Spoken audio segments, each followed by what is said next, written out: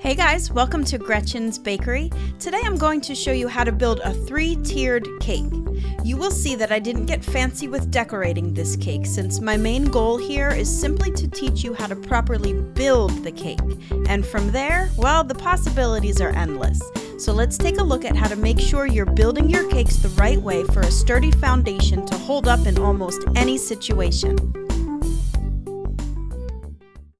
I think probably if we want to look at my having to redo my entire blog and all of my videos, let's look at it in a good light. 3 times a charm, and I have really learned from my past experiences what certain things I may have missed or not been so clear about in my other tutorials of the same name. So I'm going to go ahead and show you guys how to make a 3-tiered wedding cake. So we are going to need quite a few things to do this. As you know, you have to bake your cakes ahead of time, right? I've had weddings that were carrot cake, hazelnut cake, a mixture of red velvet cake and chocolate cake, vanilla cake, cupcakes. I mean, pretty much anything goes now. So it's up to the bride to decide really what cake combinations that she wants.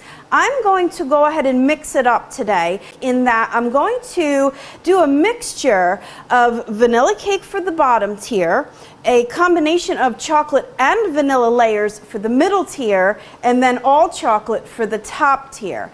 Now that does make things get a little bit crazy when it comes to serving this cake, because then not everybody is going to get the same cake, but that could be a good thing, right? I mean, not everybody likes all vanilla cake and not everybody likes chocolate cake. So by doing it this way, you are offering your guests at the wedding a little bit of variety, and chances are you're going to really hit on something that everybody likes by doing it this way.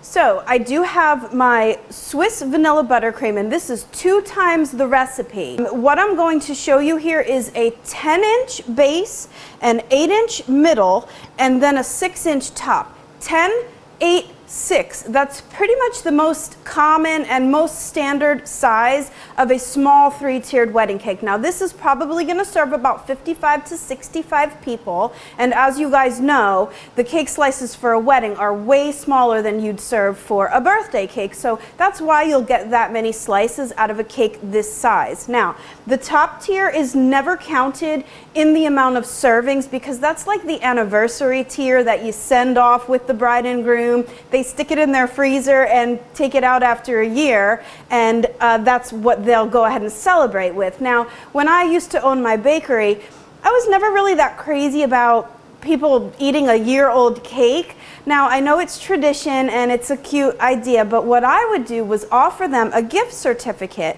so that they could come back a year later and get the exact same cake flavors and decoration to celebrate on their 1-year anniversary as they had when they had their wedding. So that was just a little something extra that I always did. So you want to be sure that you're either not counting the top tier in the amount of servings for your guests, or if you are counting it, then you might want to offer them an anniversary cake tier a year later. Some other things that we're going to need are dowel rods. Yes, we put sticks into the tiers to hold up the next layer as you get higher. So you definitely need some dowel rods, but I'm going to link to all of these products that you're going to need. Everything is pretty much available worldwide to ship to you wherever you live. We also need some cardboard circles. As you see, I have all the different sizes here. Now, in addition to the cardboard circles that I'm showing you here, I also do have each one of my cakes on a cardboard circle already. For example, this is a 6-inch cake, so it is exactly on a 6-inch cardboard. Now, this one over here is actually a 7-inch cardboard, and you'll see it's all going to start to make sense once we get going with this, but I first want to show you everything that you're going to need. Cardboard circles a little bit bigger than the size of your cakes. Cakes baked and cooled, of course. I always put my layers in the freezer. A dream to work with, guys. Frozen cake layers, so much easier. All of my cakes are on a cardboard circle to the exact same size of the cake that's been baked. I have my Swiss vanilla buttercream ready to go. I'm going to put chocolate mousse in one of them, vanilla custard in another one, and then the other layer I'm just going to fill with buttercream. You will also need a separate bowl that's separate from your main icing, because we have to do a crumb coat whenever we do a wedding cake. So we want to keep two portions of the buttercream separate. One is going to get full of crumbs and the other one has to stay nice and clean. And then one last thing that you'll need, parchment circles cut to the same size as all of your tiers. And I'll show you why once we get there. So let's get to building this wedding cake. For my largest bottom tier, I'm going with vanilla because vanilla really is the most popular choice. So the bottom tier serves the most. I'm going to go with vanilla. Now I always do a buttercream dam, and that's going to ensure that my filling is not going to be squishing out the sides.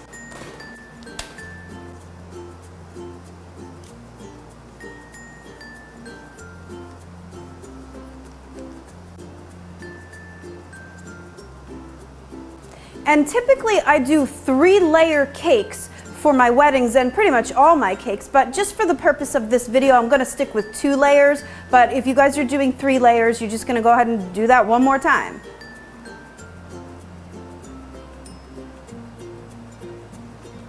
Now here's where we're gonna get into the crumb coat. Remember, your clean icing is here. I've got my dirty bowl over here waiting for the crumbs.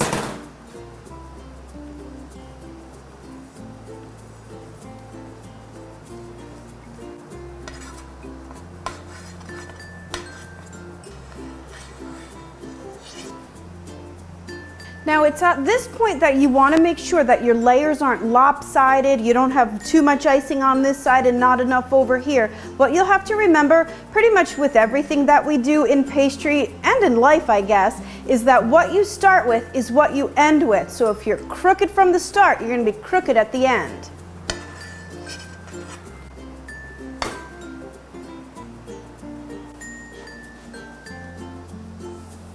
Looks pretty good. So now we're going to transfer our crumb-coated cake onto that larger board. Now the larger boards that I showed you in the beginning, they're really just for the purpose of transporting, because we're going to be going back and forth from the fridge to the table a lot. Get this baby in the fridge and we're going to start it on the middle tier and then do it again for the top tier. So for my middle tier, which is a layer of vanilla and a layer of chocolate, I've decided just to use buttercream for the filling on this one.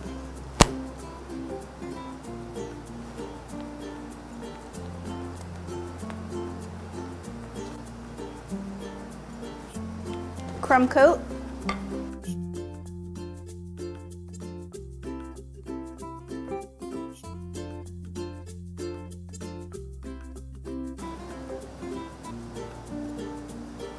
Okay, it's pretty even. So, as you can see, I'm not really too concerned about the cake showing through on the crumb coat because we're going to go a lot heavier on the final icing. Onto the cardboard and into the fridge. And the top tier, all chocolate, of course.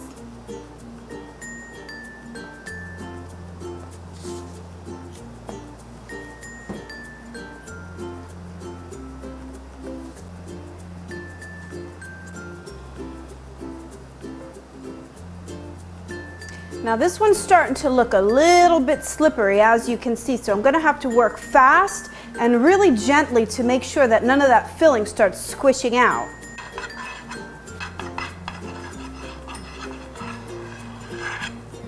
It is actually starting to. That's some of the chocolate mousse now that's made its way out to the edge of this cake. Not good. Work fast. Get it in the fridge.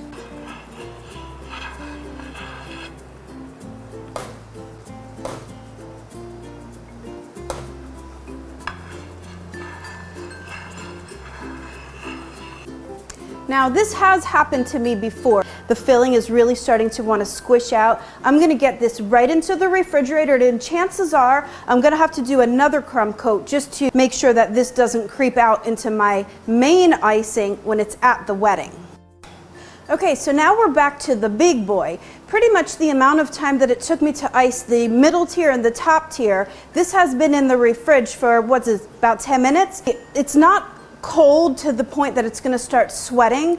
That's a really good tip to remember, that you don't want these to get too cold, because then when you go ahead and put your final icing on, it might slip and slide around because you're going to get like a layer of moisture between the crumb coat and the actual final icing.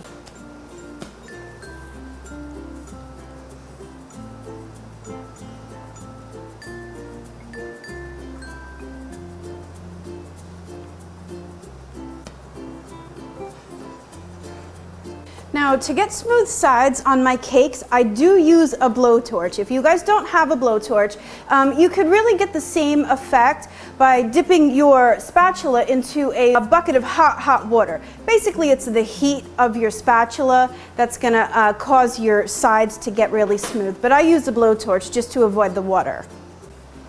And I like using a blowtorch.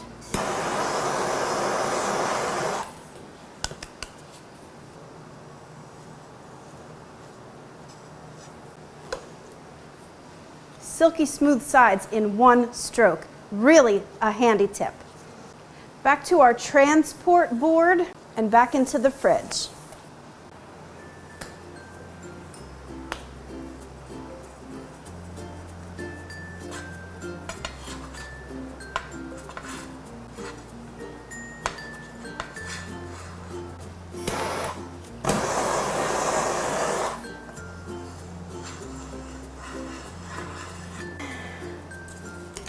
Get to the chopper.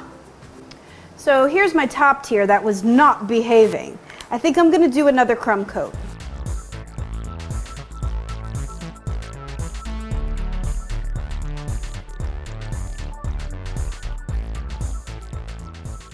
And so once it's all said and done, all my 3 tiers have been crumb coated, and this is really all I have left over with crumbs in it. So it really does pay to keep your 2 bowls separate. I've got my clean icing, and now here is the remainder of just what has crumbs in it. What do we do with that? Believe it or not, we're almost there. We're going to start now to put the dowel rods and stack the cake, and then you can decorate it any way you like.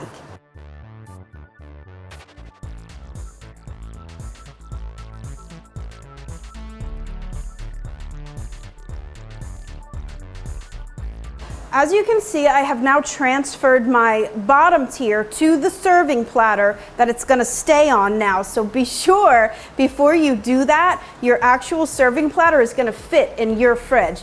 Don't fall into the trouble that I've had before. I've gone ahead and built this enormous wedding cake only to find out that once it was built, the board was too big to go in my fridge. So remember, I had you guys cut some parchment paper circles to the same size of each tier. Now this is the 8-inch because that's going to go next on top of the 10-inch. So what you'll do is use it sort of as like a template, just to really get an idea of where to place those dowel rods. I always start in the center. I'll mark it with an edible marker.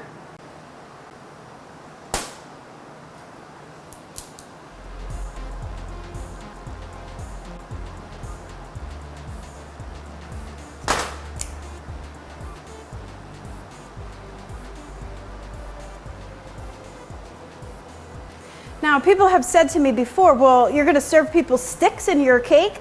Well, no. Hopefully the person who is cutting and serving your wedding cake knows how to do so properly. And they're going to remove those sticks before they serve the slices. Now we place that parchment circle right on the same spot that we used originally to measure. And then a light coating of buttercream to act as glue for the next tier.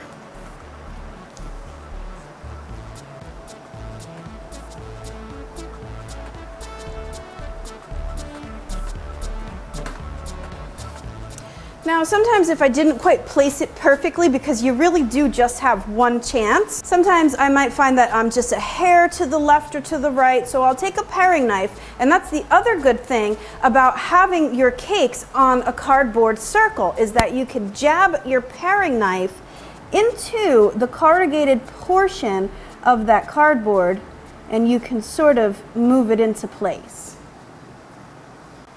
Repeat the process with the dowels and the last tier, and then we can get to decorating it.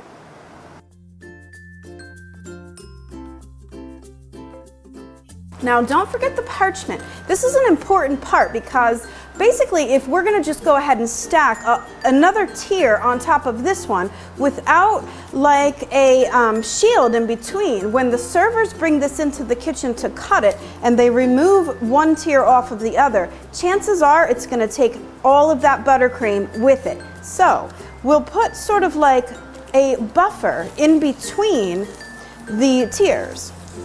A little bit of buttercream glue. And now for the last tier.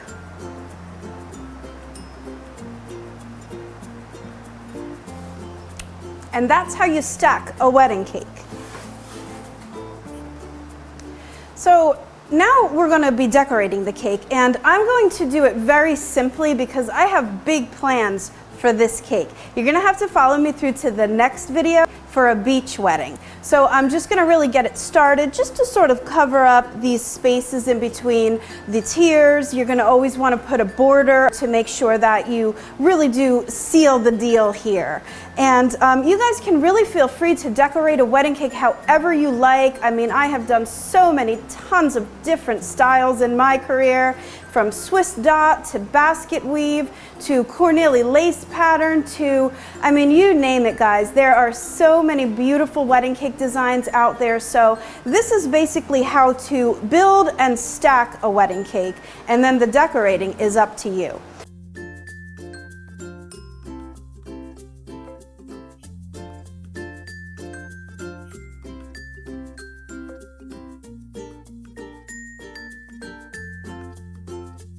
So there you go, guys. I hope you found my tutorial for how to build a wedding cake useful. I hope I remembered all of the major points and problems that many of you had in the past.